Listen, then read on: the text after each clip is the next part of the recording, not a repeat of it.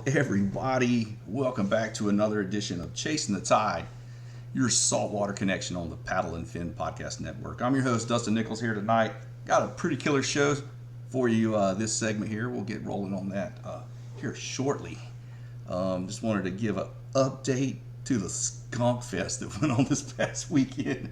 Actually chased some greenfish this weekend. Didn't even have a chance to pre-fish this lake, and I've never been on that lake before. I've heard horror stories about it, how brutal it can be, or how you catch the biggest bass of your life on there.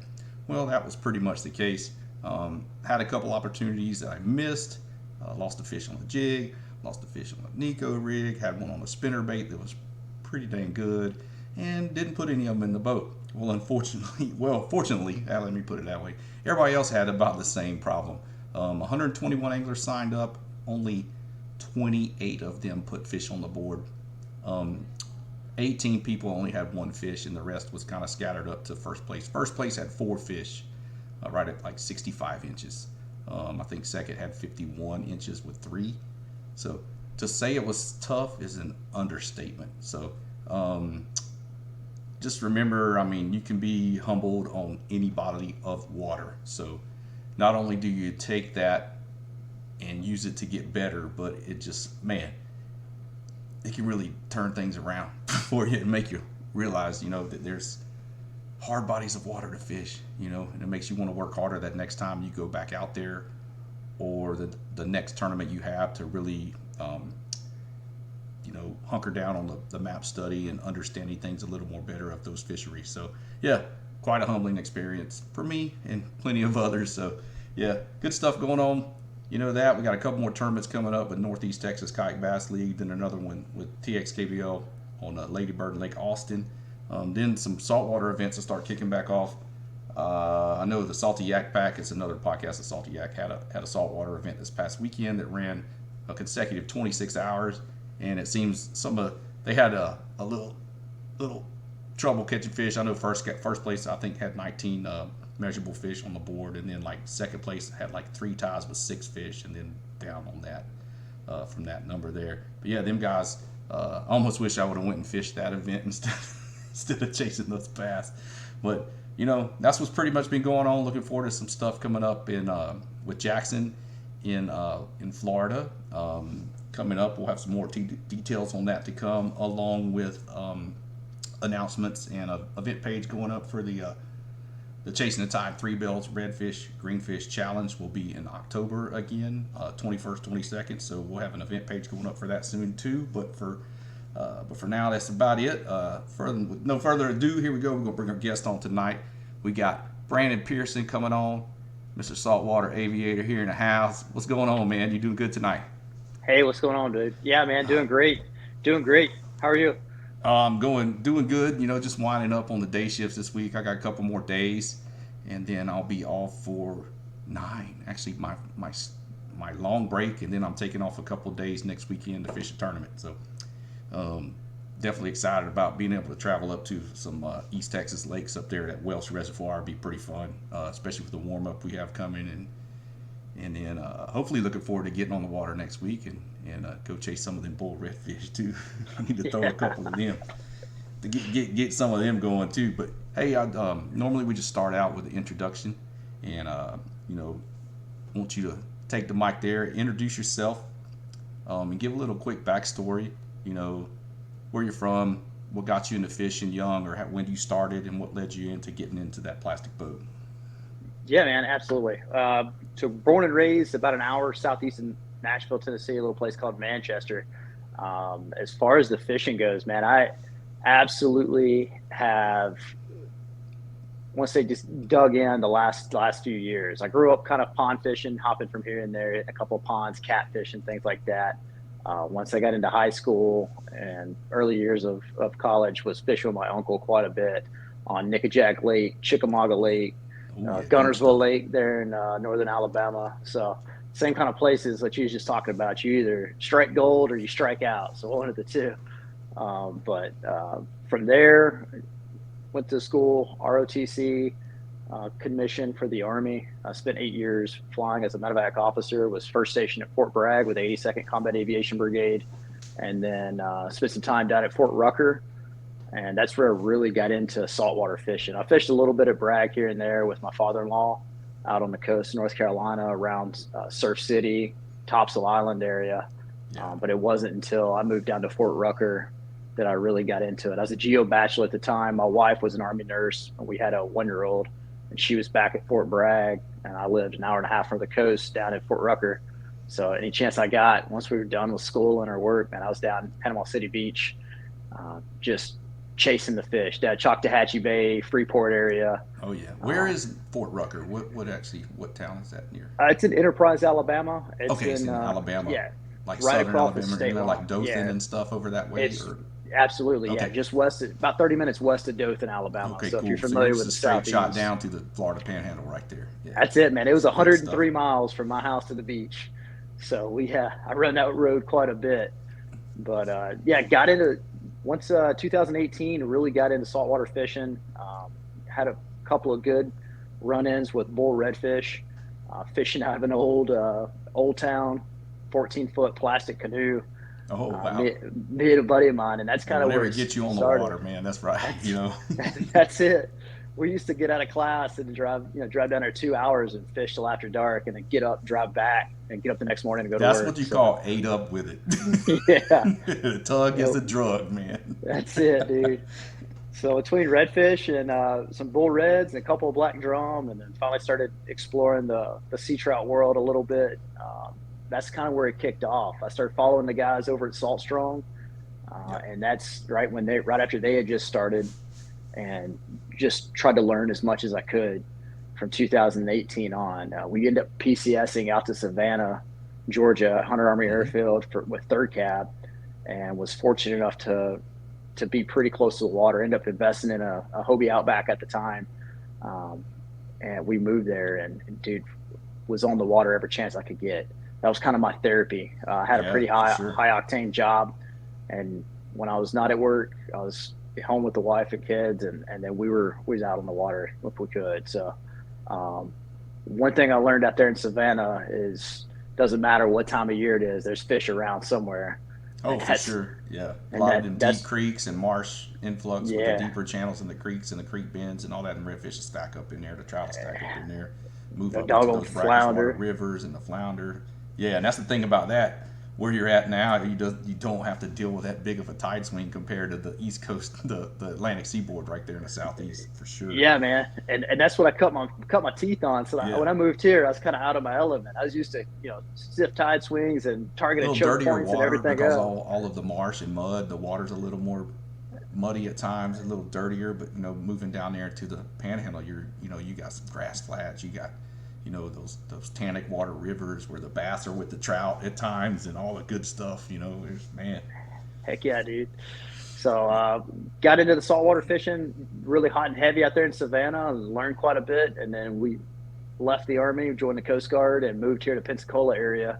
And everything I learned about saltwater fishing just went right out the door. All that muddy water and heavy current disappeared, and now I'm working on finesse and working the grass flats and the sand flats and trying to trick those redfish and trout into something a little bit different.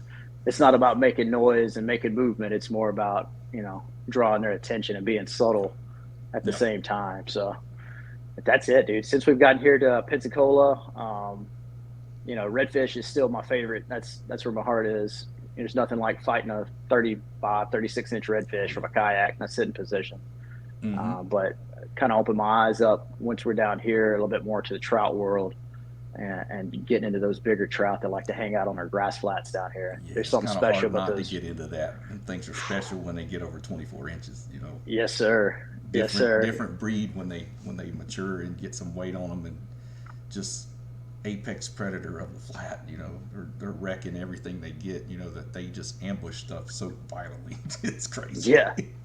Yeah, they call it a trout thump for sure. Like when they thump that lure, you know what it is. When they're feeding well, it's a distinct bite, especially this time of year in Texas when we're using those suspended twitch baits, especially the Paul Brown Corky or MR17 or deeper water with the MR18, little heavier to get down, a little quicker. But I mean, it when they hit it, it's like doink. I mean, they knock slack in the line, and I've had with you know, I do dabble with the bigger glide baits. You know, I just got a ladyfish from Mike Herman. I've been itching to throw and haven't had the chance to get out on the water. So Heck yeah. I'm excited to throw that one right there. Donkey Bay swim baits, everybody check them out. And then a guy in actually Pensacola paints these. If you're watching on the video, you can see it, but I know we'll be streaming on all the podcast platforms. You might be able to see it, but that was a ladyfish imitation, and this one is like a little shad imitation. It's a IS iGlide 135, little small one there. And then I got some little twitch baits he does me for the finesse stuff. This runs about a foot under the water. This looks like a croaker. That's I was sweet, telling man. you about Jeff Brown over there in Pensacola. Yeah. And this is, you have to check him out. I'll have to find some stuff for him, because that guy paints some of the better lures on the pocket. There's a Triro topwater he painted for me too. It's got a Oh wow. single rattle with BBs. I always called it a little snakehead. It's an Amakatsu Triro or somehow you say it. Japanese kind of lure. Dude, that's sick. Very neat stuff. Yeah, he paints Heck some yeah. really cool stuff. I'm sitting on a couple of them waiting for. It's like on maracas. Some maracas for a big old trout to come up and eat. That's it, man. So yeah, we'll dive in a little bit about the overview of the area you're in, the fishery, and just talk a little bit more about that before we go into some other things here this evening. Yeah. So yeah, Pensacola area. Yeah, I'm actually out in Navarre. We Navarre, have yes. Pensacola. Pensacola is just to the west of us. Navarre is kind of halfway. For those that aren't familiar, it's the halfway point between the Dustin and Pensacola inlets. The way Pensacola is laid out, you've got Pensacola Bay and Escambia Bay on the west side, and then you've got Garcon Point kind of splits Escambia Bay and the East Bay on the east side of it. This area, man, is phenomenal. Not only do you have the two ginormous bay systems with their river deltas that kind of come into on the East Bay, you've got East River, Yellow River, and Blackwater River all dump into that one bay system. But we also have running east and west along the coast between Destin and Pensacola. You have the Santa Rosa Sound, and that sound in the summertime will fill up with grass. We call it June grass down here. And it's phenomenal structure and ecosystem for both trout, redfish. I've heard of some big flounder caught down here. I personally haven't caught them. Do the big jacks cruise it too and like crash top waters there in that time of year? They do over on the western side, over towards Pensacola. Yeah. Around the Gulf Breeze area, around the three mile bridge. We get a lot of jacks in there. Big Spanish in the fall. The Spanish will come up in there in the summertime. Yeah, they'll move up in the bay, and then I even caught a barracuda randomly enough out of a marsh system over there 2 years ago. That's a little far north up in there too. Yeah, I was shocked. I make sure I took pictures of it because I didn't think anybody would believe me. I had to send it to one of my buddies that primarily does offshore stuff. I was like, "Hey, this is a barracuda, right?" He said, "Absolutely, for sure." And it don't slouch on offshore structure there too, because Navarre's got all of those artificial reefs there off of the beach, and you could beach launch from the beach parks there and just go out there and crush the snapper. Yeah. You can have a chance at tarpon along the beach, sailfish, mahi, cobia. Group. Yeah, our big thing right now is the blackfin tuna. The blackfin come in, that's right. Dude, so yeah, they were here a couple of weeks ago. They pushed out last weekend. We had a little warm up, and they pushed offshore, and then a little cooler nights this week. And there's been a couple of reports that they've been catching them. About this time last year, I think it was February 18th last year, they caught 30 just off the pier.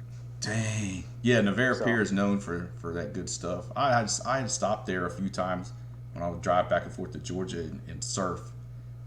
If there was waves, I'd always check the surf report. Is there waves in Navarre? Is there waves in Navarre or Okaloosa Island or somewhere over there? And I'd check it. And if there was surf, I was like, man, I'm going to hit it and wash this road grime off, because it's a 30-minute detour off I-10, but it's not too bad. No. But man, that's a pretty prime area over there. I got one of my Torquedo teammates over there, Brandon Barton. He's also on the Hobie fishing team. He's a guide over there in that area and does a lot of good stuff. Sir. Along with Matt Van is over there also. Pretty good, both real good dudes. And then from where you're at, you're not too far away from like Gulf Shores, Fort Morgan over there. some of those river systems that come into Wolf Bay and different areas over there into Fairhope and all that along Mobile Bay. There's some great fishing over there too. I mean, Yes, sir. that's an hour away. You know, Yeah, not far at you're all. within all of that. And there's some rivers over there that hold some absolutely monster redfish. I've caught one of my biggest redfish on the kayak over there in that area, north of Gulf That's Shores. awesome. It's pretty cool. Yeah. On a crankbait. Yep, crankbait in the creeks, like 8-foot channel swings with a little 1.5 series square bill, caught a pushing 50-inch redfish on it. Jeez. Yeah, there's some studs in this area, man. Yeah, up there around the bridge too, at the lights of the old bridge going across into Gulf Breeze. There's some giants out there. I know I've seen some footage of Brandon with Jeff Little and them catching the big bull reds, and then tarpon on occasion out there too. Yep. Yeah, that's a great area, both summer and winter time. Yeah, for You sure. hear guys catch them off the bridge structure. They call them monsters. The bridge monsters. The bridge monsters. Monsters. Yeah. Get them. Get them. Get them. Yeah, but we're talking about these fish and, favorite species. I mean, I don't know. Mine's definitely chasing the bigger trout this time of year, especially. I'm multi-species angler. I do like to fish for everything, bass included. Call me crazy, but that's what I grew up farm ponding, jumping around in southeast Georgia, and riding my bikes to neighborhood ponds and sneaking into golf course ponds and the college ponds and all that good stuff when you're a kid. Up to that, sneakiness back there trying to find fishing holes, and I always had that trump card in my back pocket. Hey, my granddad's the fire chief, Chief Nichols. I'm his grandson. I'm not gonna leave any trash. I'm just gonna catch him and turn him loose. But yeah, favorite species right now. What are you keyed in on the most? I know, man. I think it's gonna be the same as me with them trout. So. Yeah, man. And trout have a special place in my heart. They're phenomenal creatures. They're kind of what's driving us for this competition that we kind of set up. Yep. But I'd say pound for pound, the toughest fighting fish and the most fun fish for me to catch, especially in this area, and it's got to be the redfish, man. There's not a single fish that fights like the redfish. Oh no. You just pound for pound. I mean, you catch a 18-inch redfish, and that makes anybody's day. It ain't even got to be an overslot, but. I've have quite a few guys from the bass side come and join me, and especially in the fall, like September, October, November, when they really start pushing bait. We get some big flood tides, and it pushes all the shrimp up in the grass, and then you'll have the white snowy egrets hopping down the bank playing hopscotch. Because I said it before on here before, if you see them birds together, there's more than 3 or 4 of them, and they running around like with their chicken with a head cut off. They don't like each other. If they're not mating, they eating. They follow the redfish that are pushing all the shrimp up everywhere, and they playing hopscotch. So, man, I've had them put on that. We'll run across to the other side of the marsh lake. Say, here they come. We're gonna set up right here and wait on them. And then all of a sudden they'll just see like the heads of the redfish, about 40 of them. Just I said, throw right there, throw on the back of them and rip one out the back, and then we'll fight those, and then we'll go catch up to them and get in front of them again and rip a couple more out. It gets pretty crazy. And that's always fun too. But man, I really like getting down to Laguna, down south of Corpus, and fishing those grass flats with the sand pockets and all that, and just using the wind to drift, and then kind of put your stakeout pole down and set up on a couple pockets and just fan cast through them. And some days when the sun's right, you can actually see the fish in there and kind of throw right to them with a spoon or a plastic or a little wake bait, get them to eat, and just watch them. You'll see them come up out of nowhere and just. Yeah. It's just half a blast, and then every now and then you get a big trout down there too. But redfish are fun for sure. They're a little dumber than the big trout, but they are. Now the trout, if you want to say, hey, what's your favorite for sport fishing? It'd be trout. But if you want to go out and get in a fight with something, man, that's definitely got to be my redfish. Yes, the redfish. So, well, yeah, let's talk a little bit more about the tournament. You started something up this year. It's pretty cool in the conservation side of things. So I was. Yeah, man. I jumped in it a little later once I found it, and then I was like, shoot, yeah, man, this is cool. This is cool, man. I like this. So give everybody some info on that. Race to 20. Yeah, Race to 20 is a competition for conservation. That's what we're going to call it. Honestly, man, it didn't start off like that. It's kind of a wild story. My brother, Nate Blair, him and I were sitting here one night after dinner, and we was just looking back through our phone, talking about fishing trips that we've had over the past year, and was like, "Hey, dude, let's set a goal. Let's see how many fish we can catch this year. Let's see how many trout over 20, and then let's see how many redfish we can catch." And we started off with like 10 or 12 trout. We started looking through our pictures, like, "Oh, we could do better than that. Let's do 20." We said, "All right, so a goal we're gonna start off with is gonna be 20 trout over 20 inches. How many redfish we want to go for?" I said 5. So we could do that. We do 5 over 30. Well, that's too easy. Let's go 10 over 30. And it started off as kind of a bet between Like a him and side I. bet between like a bro, Yeah, deal. Yep. just to push each other and to make each other better anglers. And that's kind of how it started. And we was talking about it. I was talking about it one day at work with another guy that fishes with us, and he was like, "Dude, that's cool. Can I get in on it?" I was like, "Yeah, sure. Why not?" And then some other guys started hearing us talk about it, and it kind of took off. And I got the idea. I was like, "Hey, we should push this over to release over 20 and let David Flad and those guys run it through their system. They're a little bit more established than we are." Yeah, I And had Dave on here before too. Dave's a good dude. yeah, Yep. he's a great man. Yeah, and Dave was like, "Hey, man," he's like, "Honestly, I love the idea. He just didn't have the bandwidth at the time." Right. And so he asked me to kind of run with it, and I was like, "Yeah, sure. I'd run it off an Excel spreadsheet." Yep. And we did that, and Nate brought up, he's like, "Do you think you could put this on Instagram and see if other guys want to get into it and just make it more competitive?" And it kind of, we threw it up on Instagram. We talked about it a little bit, and it kind of took off from there. And next thing we knew, we had 5 anglers in it, and then we had 6 anglers in it, and then the next week we had 2 more join, and the next week we had 2 more join. And then by the time, I think a month or so, by the time you came in, I think we had 15 guys when you jumped into it, 12 or Yeah. 15 guys. And then added some more after that too. Yeah, I think now we're up to 17. I got 17 anglers from Texas through the Gulf Coast and then up the East Coast all the way to Virginia Beach. Right. Yeah. Sean So Mayo. and Corey Mayo, man, that guy's Or Corey Mayo, yeah. Yeah, Corey. I always think it's Sean. I got a buddy named Sean Mayo actually. That's Oh, C Mayo. He scared me off Mayo. the bat. I think it was like the first week he put up 6, and he Yeah. said he was fishing from the bank, and I was like, "Man, I don't know where this guy's fishing at," but he put up 6 trout over 20, man, and it just kind of, it took off, and we were talking about it. It's like, "Hey, what's the purpose of this?" Well, the purpose was to get more people in the catch and release mindset, right? Mm-hmm. I mean, God gives us dominion over fish, and He tells us, "Hey, you can eat fish, we can harvest fish," and that was their intention. But He also calls us to be good stewards of our resources. Yes, we have to. We have to, or it's gonna go away. And there's enough environmental pressure and everything on fish as it is. The last thing we need to be doing is taking the breeder fish out of the population. It's like pulling teeth. So I mean, it's a hard sell to some people, but enough people get involved, like with this here, release over 20 and things like that. It's definitely getting seen, for sure. Well, so, and it's taken off, and because it's taken off, and we're getting so much attention, we've decided to start its own Instagram page, the Race to 20. It's got its own Instagram handle now, and we're actually going to run a summer session. You and I were speaking before the show. Yeah. We really haven't started yet, ironing out all the final details for the scoring, but we're trying to configure it so that it still appeals to guys all the way from Texas to Virginia. And one of the biggest things that I'm just dead set, we will not charge an entry fee for this competition. The point of the competition is to include as many anglers as possible and to educate their friends and their friends' friends on the importance of these fish. And so that's kind of the mindset. It's a free competition. Anybody can get into it. Just go to the Race to 20 website or Instagram handle and just be standing by, man. Here.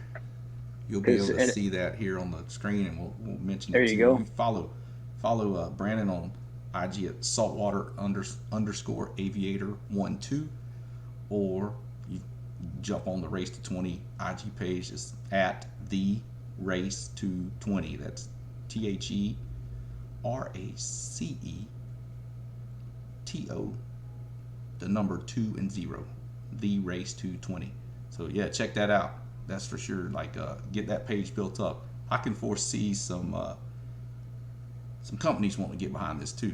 Man, that'd be great. See that happening. That'd be great. The mindset and the concept of it, and conservation-minded effort behind this and wanting to educate people on it. I can definitely see some companies that are involved in all of that wanting to get behind this. I do for sure, especially with free entry fee, just like kind of like what Dave does. It's just a little different concept. We got different fish involved and stuff, so it's gonna be pretty cool. I'm excited to get it done in the summertime too.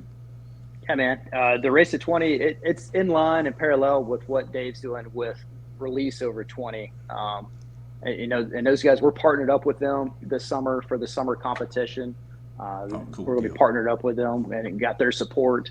And we're pushing guys like, hey, if you catch a fish over 20 inches, whether it's sheep's head, flounder, or trout, make sure you go over to their page and submit that fish for data purposes. Yes, for sure. Super excited. Dave Flatt is an awesome guy, man. Every 2 conversations I've had with him, he's just super genuine, super straightforward. When I was first setting up the race to 20 and was having issues on Instagram, I just reached out and sent him a message, and he was more than willing to help out and help get this thing on its feet. Yeah, and he's get it going. reposted and shared leaderboards Yeah. and different updates and stuff like that, and Yeah. been engaging on the post and everything too. So yeah, we all appreciate all of the trout guys that are, there's guides here too in Texas that are all in on this conservation. They want to respect our resource and preserve it, like we all Right. do. I just love, catching big trout, and I want them to be around for a long time. I still want to be able to catch them in 5-10 years. I don't want to have them to be a white ghost out there. Just Yeah. one, and I still love to just the thrill of chasing them, but then being able to put decent ones on the come to hand every every other trip or so. I'm still finding some pretty decent ones. So it's always a plus, especially after the freeze we had a couple years back, and then we just had another little cold snap a few weeks back, and luckily it wasn't a huge kill, but there's some stunned fish here and there. But just like with what you're doing, just the importance of the conservation, and then it plays in hand with helping us protect the resource, because there is a lot more increased fishing pressure along the coast. If you look at data over the years, I know Georgia is also doing some stuff with limits of redfish, and then Louisiana is actually starting to wake up about their trout population and why are we keeping so many little fish and this and that, and people are still fussing. And it's just one of those things. You got to understand it's not an infinite resource. It's not. No. And when it comes down to it, I mean, we're not one of these organizations that's like, hey, you can't harvest a fish over 20. Right. It's like, no, man, there's nothing wrong with harvesting a fish over 20, but let's be smart about it. Do I need to harvest 5 fish over 20? Do I need to fill the freezer up every single trip? Because a lot of it comes down to education. And Yes. I'll be honest with you, when I was out in Savannah, my father-in-law came down and we absolutely thumped them one day. Yeah. We were throwing back. So when I was in Savannah at the time, it was 15 trout per person. Yeah. And there was no upper slot, nothing like that. Here in Northwest Florida, you can keep 3. I think they got to be 16 inches to keep, and no more than 1 over 19 inches. Yeah. But in Georgia at the time, there was nothing like that, man. And we were throwing back 19-inch trout. Oh yeah. We're just throwing them back. I mean, we were keeping anything from. We started the day off. We caught a couple of fat 18s and a couple of 19s, and we were on a spot where there was 3 canal systems that drained out and dumped into one little hole. Yeah, like and a crow's foot. Yep. Like a little chicken foot. And right there in the center of that chicken foot, man, there was a place where it's about 3 foot deeper than anywhere else. Yep. And you couldn't get to it by boat because of the oysters. So when tide went out, they were all stacked in that one little spot. Oh yeah. And we took home 23 fish that day that were all between 18 to 24 inches. And looking back, it was like, dude, why? Like, we didn't need them. I mean, yeah, we froze them, we cleaned them all, put them all in the freezer, and they all got ate. Don't get me wrong. Yeah. We eat good in my house, but there was no reason to keep those bigger fish. We could have kept the fat 16s and the fat 17s instead of keeping those fish. And it's because we didn't know any better. And that's part of the driving force behind this competition. One, about half the guys that are in this competition right now are either active duty military or they're prior military service. So these guys have that competitive mindset and competitive edge to them. And then, one, we get the competitive side to it. And then 2, just educating folks. Yep. Because we're talking about it at work, and guys are like, "Hey, why are y'all throwing back 20-inch fish?" And it's like, well, a 20-inch trout, it takes them 4 years to get there, and each year beyond that, they produce exponential more eggs. Mm-hmm. And only, I think 8 out of every 1,000 trout make it to 20 inches. And so each year beyond that, they become more and more special fish. I recently caught my personal best about 3 weeks ago. As a 27 and a half inch and a fish. half. Yeah. I mean, that's an 8 to 9 year old fish, man. That Oh yeah, fish is that's at the end of its life cycle for a trout too. That's getting pretty absolutely. close to it. Yep. Yeah, I mean that thing, and it's 8 to 8.5 to 9 years. It's survived predatory from other fish, Mm-hmm. pelicans, Yep. run-ins Ospreys, with birds, dolphins, yeah, porpoise, whatever they are, whatever it alligators. is, all the cold snaps that we've had, Yeah. Run-ins with other anglers that may or may not have handled them the best way. Yep. And that's what I'm trying to teach my girls about. It's like, hey, you don't just chunk a fish in the water, like always wet your hands before you touch a trout kind of thing. But it comes down to education. And that's what we're trying to do with the Race to 20, is to educate folks and to have a good time and a competitive spirit about it. Oh, yeah. So, that's why I jumped in. I was like, shoot, yeah, I'm down for this. I said, I'm not quite chasing bull reds right now, but I'll try to get on with the trout bite when I can get out on the water, Yeah. Hey, man, I'm going to catch you. You got me by like 7 points right now. I'm going to catch you. I'm going to catch you with a trout. Now, when your bull reds come in, you might put a hurting on us, but I've already got 7 out of my 10, man. I don't really fish for redfish this time of year. That's what I'm saying. I got a couple spots I can go hit. I just need a couple more warm days, and sometimes they'll stack up in there. So, it is what it is. If I don't catch reds, it's all good. I will catch you. You got that. You got till March 31st, so I'm excited to see what happens. Right now, this week we're kind of in a lull. I've got to push my update out later on after we get off tonight. But I think we only had 6 fish that made the leaderboard this week, even on a full moon cycle, which is kind of odd. If you look historically over the last couple of months, we have a full moon cycle. Bite last month was good. I had some good, couple good nights, or go before work. Every now and then I'm known to do that, like get on the water like 2 a.m. and fish until 4 and then go to work smelling like fish. Yeah, that's always fun. Old Nate Blair, his gunship beast is his hashtag. Yeah. So, dude, back in October, we were both working nights, and we'd get home early from a flight, and we'd be on the water. He'd text me, "Hey, dude, you want to go hit dock lights?" I'm like, "Absolutely, let's go." So we were on it, In October, we had the redfish up here, and they were staying on bait around the dock lights. It was silly. It wasn't even fair. That's when you throw them little jerk baits in there, and they just annihilate them. Just pow, pow, pow, pow, pow. Dude, we rolled up on a dock one night, and there was fish blowing up on bait, and we pulled up parallel to each other. And simultaneous, I mean, it was beautiful. I wish we'd had a video of it. It was synchronized cast. Both lures hit the water at the exact same time, and we started to retrieve, and both lures got hit with fish at the same time. I caught an 18.5. I think his was like 22-inch red. But it was synchronized, the cast, the plop, and the retrieve. It was amazing. Oh, I know. So, I love getting off graveyards, and we make relief at, we work 5 to 5, but we make relief at like 4:45. So I'm on the water by 5 o'clock. And normally that, hour and a half before sunrise, especially if it coincides with a moon set and a big moon set, like I caught some good ones during that. I like lining up with the lunar periods, especially, off the big moon with the coincide, that minor that coincides with the sunrise has always been good to me. Caught some of my biggest trout on that moon. But then this week here, coming out of the full moon is going to be a little rough. I need another week or so, maybe. Next week, I'm gonna try to head down to the Middle Tech, like the coastal bend area, down Corpus and south of Corpus, and try to hit some spots up. Once we got a warming trend, I'm gonna try to get back down there and throw some big swim baits and throw some glide baits. I want to put that ladyfish to work from Donkey Bay. Appreciate Mike sending that over to me. Man, y'all need to check him out. Man, he's got some great baits on his page. And then Jeff Brown on Facebook.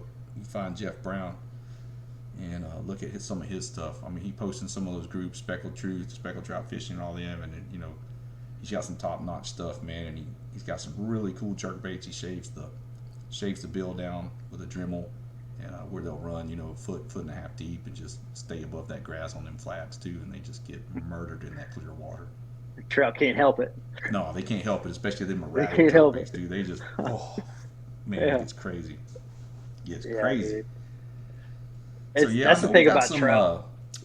There's some. The Florida Redfish League kicked off this year, and they actually have a kayak division there in Florida. They just have one at Steenhatchee, or however you say it, Steenhatchee, I guess, where the scallops are. Yeah. But there's also a stop in Panama City this year coming up Okay. in for the Florida Redfish League. No motors. They haven't got on that program yet. This is their first year, but I'm glad to see some other stuff popping up. Some of these redfish trails. Besides the one we have quite a few here in Texas. We're lucky to have. But it's conservation minded on that too, because I know the one in Florida, they're doing CPR with like a tournament management app and measure them with a board with a code. Like the majority of our redfish tournaments are, you have to bring them in live, and if you don't, you get a half-pound penalty per fish. So Yeah. we run live wells on our kayak with like O2 injection and a recirculator, and you carry G juice with you to help them. And a couple frozen water bottles when it's hot to throw in there and keep that water cool.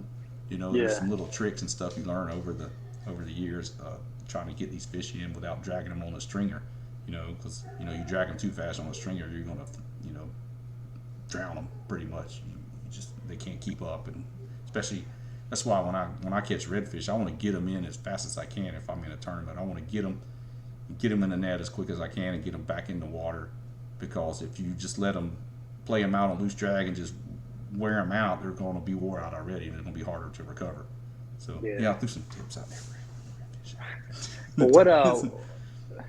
Well, what kind of survival rate are you guys seeing for those redfish with the O2 and water bottles and everything else? Are they We'll have one every pretty high now and survival rate? then that maybe you hooked it weird or something. But a lot of times, especially with the G juice, it aids in the removing the ammonia, and aids in it rejuvenates their slime layer. It just Hmm. makes them happy. Like if I get one that's like kind of hooked deep or in the gill, actually before I put them in there, I'll take the G juice and I actually pour it down their mouth and like get it down all in there, and it'll help. It helps them. You Huh.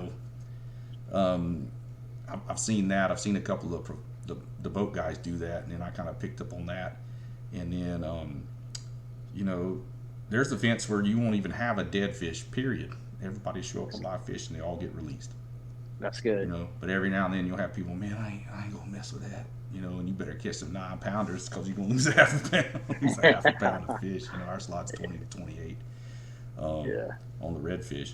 But dude, I like them every now and then too. I'll bring a couple home and the throats, man, you cut the throats out. You get a pair of 10 snips. You take I'll fillet them down to both sides and kind of flap them over, and I'll come up with a big, like the double fillets that's still attached to the tail, and I'll do that on the grill. But then you get the 10 snips and snip them right underneath their throat and then right above their pectoral fins on those little bones. And it'll fold out, and it'll be like a perfect little shaped piece, about like what I'm showing you. It looks like a saltwater quail with the fins popped out. That's what we always call them. And butter and garlic with lemon and one of your favorite Cajun seasoning, and put them on a pellet grill or a charcoal grill and put them over the coals and just let them go. Oh man, Oh yeah. the throats No. are like similar to like a poor man's lobster almost. They got a sweet, delicate flavor to them. The meat's a little different consistency than the fillets off of the backbone, for sure. Huh. One I'd of my give that a favorite shot. things. Yep, definitely good. But I like some good trout every now and then too, man. I'll crust them with crushed pecans, a little bit of breadcrumbs, sear them off, finish them off in the oven, and I'll do some grits. My uncle owns honeybees, honeybees, and he carries them to whatever's blooming the time of year. And my favorite one so far has been palmetto blossom honey, and I'll mix some of that with some sriracha and butter, and I'll add that to my grits and make a little spicy sriracha honey grits, and put that pecan crusted trout over it with some wilted spinach, and do a little lemon butter sauce and some lump crab meat on top of that, and it's pretty dang tasty. Come. Hey man, you just come on down. We'll catch the fish, and I'll grab a couple 6 packs of beer. You just cook all you want, Just man. We'll cook just all get you after want. There you go. it. No, I'm That gonna have to chef make it a life's coming trip. out now. Yeah, it comes out every now and then. I thought about doing a little segment where I share some recipes. Every now and then I'll get crazy and do some stuff. I did some YouTube stuff for a little while. I just got it's so hard to try to do a video a week, man. Especially trying to write articles and And now with this podcast, and then taking over the team for Jackson Kayak, I'm the team manager for them now, starting this year, and it's just been crazy. And because I like to get on the water and I like to get pictures, I like to get content, I like to set up my GoPro on a stakeout pole and try to get different angles and try to do something different, So, it gets busy. Yeah, it's busy. It's hard to fish and talk about it at the same time, man. Oh yeah. And there's days I just want to go fish and I won't even take a camera with me. I just want to go and fish and just clear my head. That fishing's my therapy at times. When I need it. Clear your head, get away from the daily grind, and get out there and just enjoy what God put on this earth, this nature we have, the surroundings, the fish. There's days I'll just watch the redfish come by me. I won't even throw it to them sometimes. Yeah, okay. I will. I'll eventually I'm gonna catch one, but a lot of times I like to watch them and see. Like I got this little Sony that this little Sony with the optical zoom, this little mirrorless Sony. I've been needing to take it with me, put it in a waterproof box, and take it and start filming some of them redfish, some of their attitude and their habits and what they're doing and all that stuff. I like to watch them sometimes just to see how they just annihilate the shrimp. Dude, they're special fish. It's amazing how they can go. Like when they're tailing, they're just so graceful. And you can be out there. I've got a video, saltwater aviator. You can go check it out. But the water's just as calm and flat. We had a bunch of fog that morning. We actually had to use the GPS on our phones to get to the fishing spot because we were 0-0 getting in there. But just so graceful, and your tail's just barely caressing the top of the water. Coming out, looking like little tortilla chips sticking out of the water. Yeah. Little dark tortillas, little blue corn tortilla chips.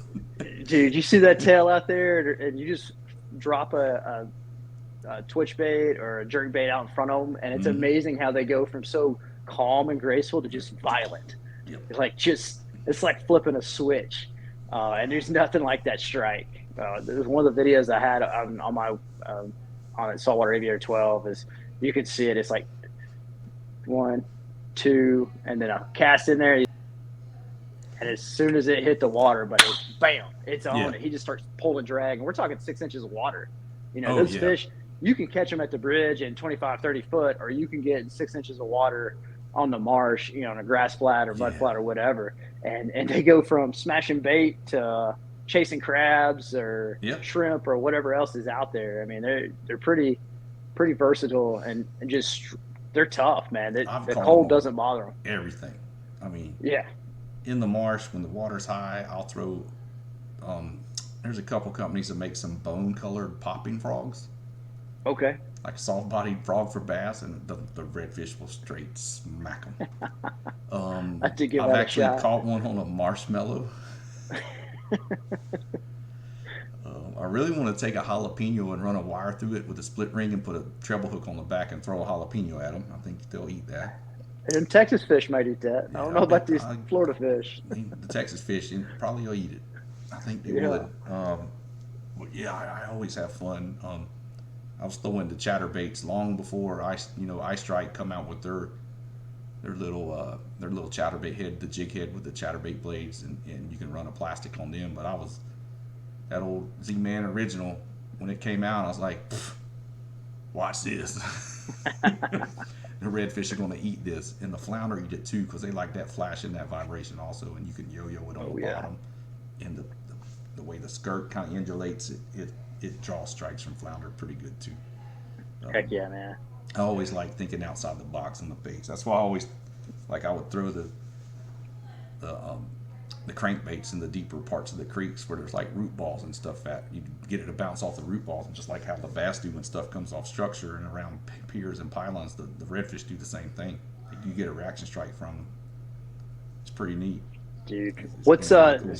So you got all these different lures. What's your go-to? Like, what's your, hey, it's a nasty day, conditions are tough, I'm having a hard time finding fish. What's your go-to, your favorite lure that you like to fish with? Flipping the script on me. I'm gonna make you the co-host now. Come on. I think I would go with, like, if there's some wind-driven current and the water's a little off-colored, I'm gonna go with with a 4 horseman popping cork, about a 12-inch Okay. leader, 1/8 ounce jig head with a skinny water grande kicking shrimp and like a lime truce disco. It's got some black flake and it's got some iridescent flake in it.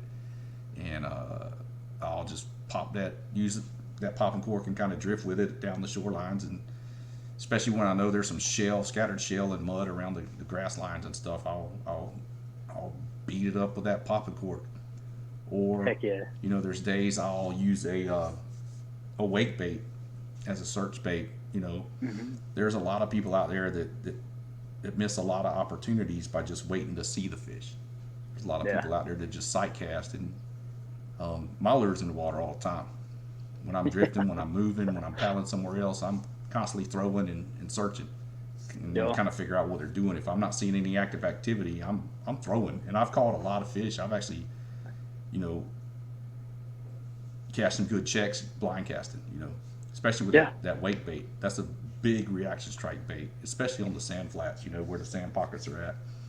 Just blind casting to them and just ripping them through there. You might not see the fish, but he's going to come out from underneath the grass and bam, he's there, Yeah, man. So, yeah, wake bait's a good search bait for me. You can rip it in fast, cover a lot of water with it. So, yeah, that's one of my go-tos also when it's tough, because you'll usually get a reaction strike out of the fish, for sure. Heck yeah. Yeah, you talk about on the move, man. I tell you what, I've caught probably some of my bigger fish that I've ever caught was trolling from one spot to another, just throwing the line out, backing the drag off, and setting a rod in a rod holder and just pumping to the next spot and stumble across them. And like, hey, I didn't expect them to be here, and you learn a little bit about that area while you're trolling to the next spot. With kayak fishing, that's one of the disadvantages to kayak fishing is that if you do have to cover ground, it takes you longer than if you're there in a boat, right? Your boat, you just fire up the main motor and get.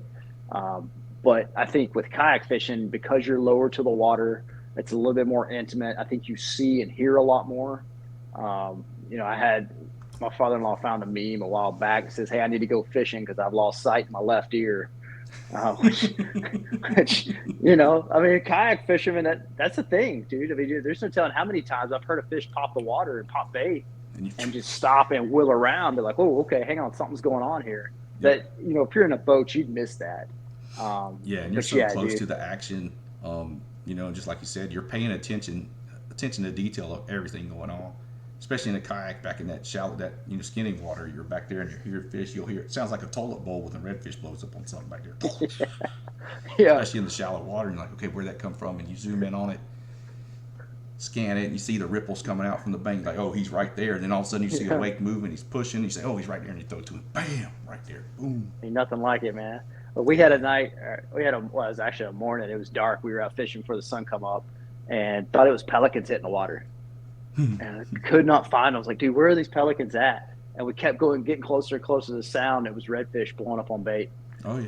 And it was like, holy cow. I mean, this fish is birds awesome. dive bombing. And it's all just redfish. It sounded like pelicans hitting the water. Bam, bam. That's bam, it, dude. Bam. That is I know a lot around here I'll see, like this time of year, I'll set up on oyster reefs and stuff for ambush points for bigger trout. And then all of a sudden you'll see that little slick pop up about the size of a dinner plate, and it gets bigger as it moves, because the slicks will grow as the wind blows them and kind of pushes them across the surface. So there's a good trout sitting right there, especially when they're the size of a dinner plate when they first come up. So I'll crevasse that area and just luckily, put that right cast in there on that ambush point and usually get a pretty good one when they do that. I really like to do that this time of year. But yeah, the cold, man. I like it to warm up, but I like having these little cold snaps this time of year. It gets them trout, riled up a little bit over here, and it pushes them a little deep. Then you get a couple warm up days, and then they're back up on the flats feeding, and they're usually pretty hiked up and ready to munch on a lure too when it gets like that. Pretty cool. Yeah, around here we've got a spot. I'm fortunate enough to be about 200 yards from the water. And this particular spot that I'm in, it's got a little bit of deeper water in it. It's where a creek kind of dumps into a bayou, which dumps into a bay system. And if there's a front coming through, dude, I'm on the water. That prefrontal system, I'm out there. That the last couple of fish I put up on our leaderboard, that big trout Was come from the creeks right there, didn't it? Yeah. come from the creek. Not And even then, how close was it to the launch? Like pretty close. uh, I'll tell you what. So I'm still not convinced it was the same fish, but after talking with Wyatt Parcell from Salt Hmm. Strong, I think he's kind of got me convinced it was the same fish.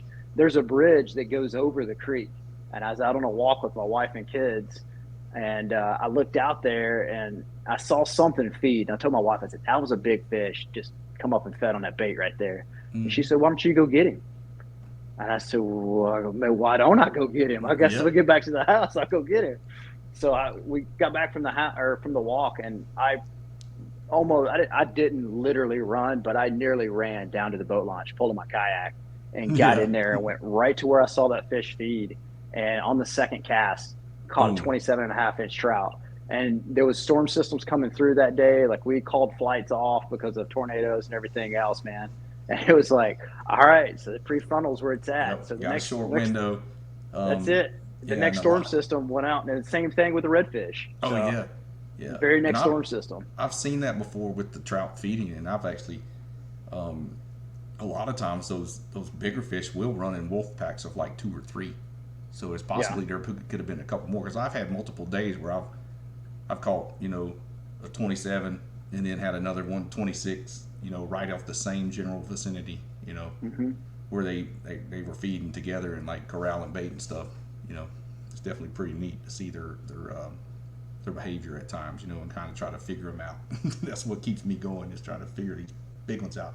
I haven't broke 30 inches. I've gotten super, super close, but um, I'm waiting on that magic one. I know they're out there. I've had a couple on with, especially this year. I've had one on a glide bait that threw the bait that was over 30 for sure. I got a good look at her, and she was gigantic. Yeah, man. It like I was freaking heart was fluttering. I mean, I was just like, it's like you got that buck fever. It was that big trout fever, man. It was like, whoa. There's nothing like it. And those big Yeah. trout don't fight like trout anymore. Once they No. get over about 24 to 26 inches, they start fighting like redfish. Yeah, you'll get Um, some good runs, and then you'll come up, oh and when yeah, they come up, just start flopping that head back and forth, like just bam, bam, bam, violent. I've had them dude. jump. I had a 25, almost 26-inch fish jump, and it did like 3 flips in the air, like almost like 3 foot out of the water. Like it was Yeah, insane. It was like, man, like a when pigs ladyfish. fly, man, when pigs fly. Yeah, I got a picture floating around on Instagram of that one. That was a pretty good one. That's Pretty fun wild, day. man. February too, top water. Don't sleep on the Top, top water. Don't sleep on the one knocker spook in the winter. Don't sleep on it. jeez, top water in the wintertime. Oh yeah, water's about 59 or 60. It's on. It's Whew. on. It's on for sure. Well, dude, man, I appreciate you coming on, sharing a little bit about yourself and about the race to 20. Anybody out there wants to jump in on that, check out their page. Brandon's page is right there, saltwater_aviator12, and the race to 20 on the IG. I'll post some links up on my Facebook page and Instagram. Look for it on mine also. I'll share some of the stories. I'll share some stuff, the stories, and then reshare some of his stuff also.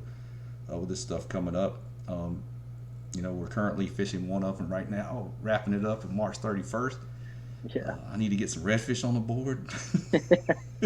you better hustle. I know I better hustle. I better go You get me better a couple hustle. of them at least. I'll get a couple at least, I hope.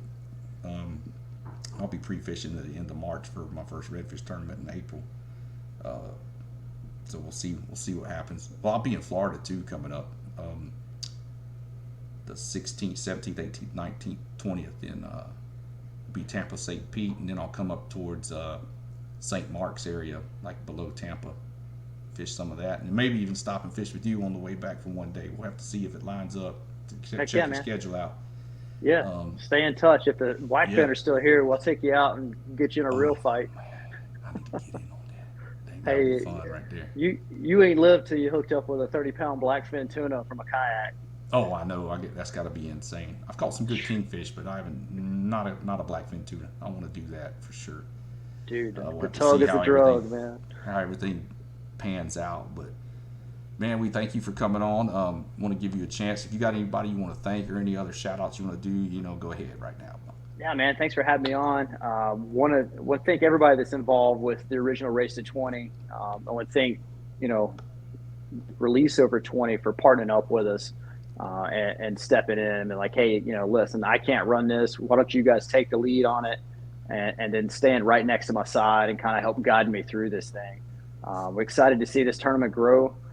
Excited to be here tonight and to do this podcast, Dustin. I appreciate you having me on, man, and help Yeah, for supporting sure. me.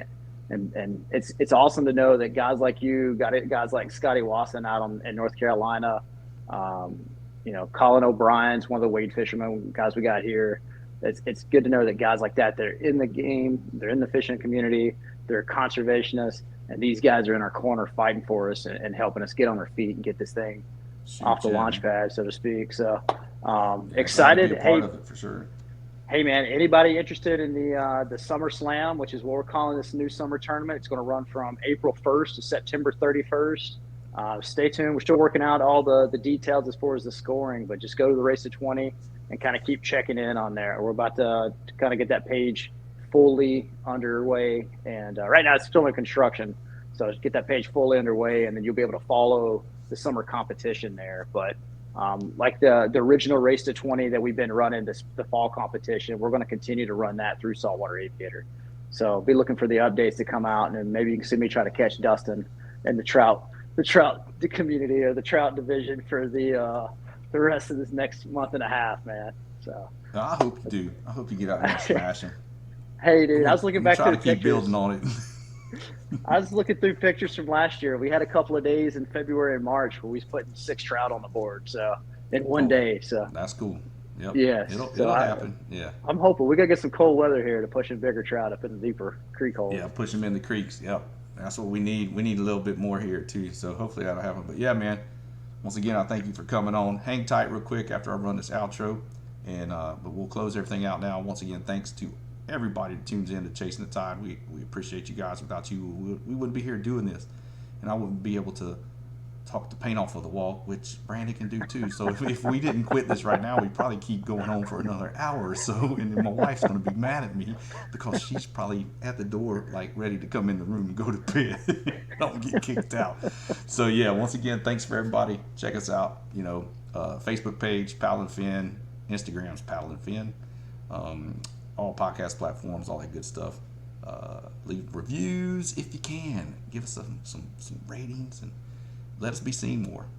It's always good to help it grow. So once again, thank y'all for tuning in, and we'll catch y'all next time on Chasing the Tide.